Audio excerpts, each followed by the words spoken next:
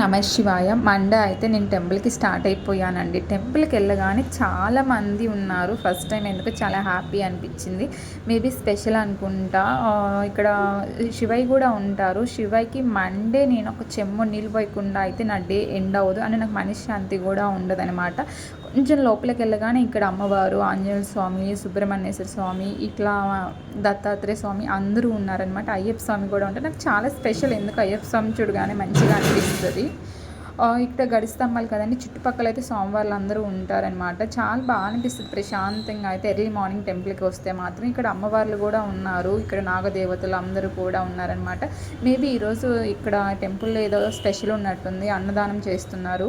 Time అయిపోతుందని చెప్పేసి కొంచెం స్పీడ్గా నేను కుస్మా అయితే స్టార్ట్ అయిపోయి హాస్టల్కి అయితే వచ్చేసాము. నేను కూడా కొంచెం స్పీడ్గా తినేసి స్టార్ట్ అయిపోయాను. నా ఛానల్ సబ్స్క్రైబ్ చేయండి అబ్బా please. Like, share, subscribe please.